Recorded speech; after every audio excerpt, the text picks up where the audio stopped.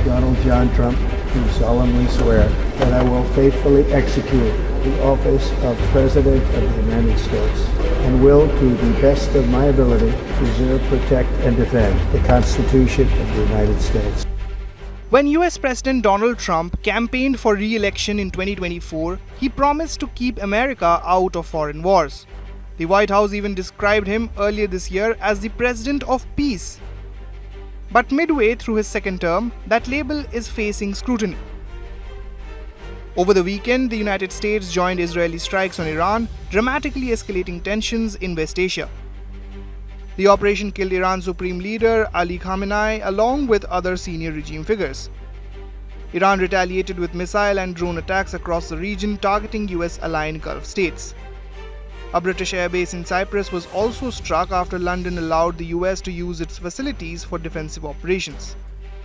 Trump has said the objective is to eliminate threats posed by Iran's regime. He has hinted that the campaign could last weeks and has not ruled out deploying ground troops. Today, the United States military continues to carry out large-scale combat operations in Iran to eliminate the grave threats posed to America by this terrible terrorist regime. Following our obliteration of Iran's nuclear program in Operation Midnight Hammer a short while ago, we warned Iran not to make any attempt to rebuild at a different location because they were unable to use the ones that we so powerfully blew up. But they ignored those warnings and refused to cease their pursuit of nuclear weapons. In addition, the regime's conventional ballistic missile program was growing rapidly and dramatically, and this posed a very clear, colossal threat to America and our forces stationed overseas. The regime already had missiles capable of hitting Europe and our bases, both local and overseas, and would soon have had missiles capable of reaching our beautiful America. So far, 4 American soldiers have been killed. But Iran is not the only country where Trump has ordered military action since returning to office in January 2025. Somalia. In February 2025, US airstrikes targeted Islamic State operatives in Somalia. The Pentagon said multiple militants were killed in coordination with the Somali government. Iraq. In March, a precision strike in Iraq's Anbar province killed a senior ISIS leader. Trump described the target as a fugitive terrorist hunted down by American forces. Yemen. Between March and May, the US carried out naval and air strikes against Houthi rebels under Operation Rough Rider. The campaign targeted missile launch sites and air defense systems after attacks on Red Sea shipping. A ceasefire was later brokered through Oman. Iran. Tensions escalated further in June 2025 when the US joined Israeli strikes on Iranian nuclear facilities at Fordo, Natanz, and Isfahan under Operation Midnight Hammer. American B-2 bombers and submarine-launched missiles were used. Trump claimed the facilities were completely obliterated. Independent monitoring groups later reported thousands of casualties from the broader conflict.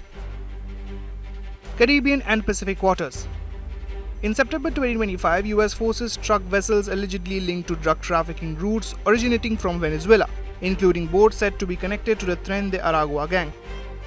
Similar maritime strikes continued into early 2026. Syria.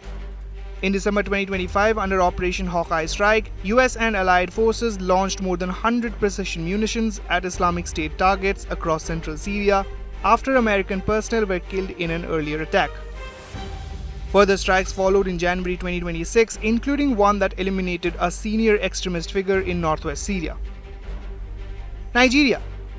After deploying military trainers earlier in the year, US Africa Command conducted strikes in Sokoto state in December against ISIS-linked operatives, coordinated with Nigerian authorities.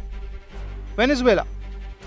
In January 2026, American Special Operations Forces carried out a dramatic pre-dawn raid in Caracas.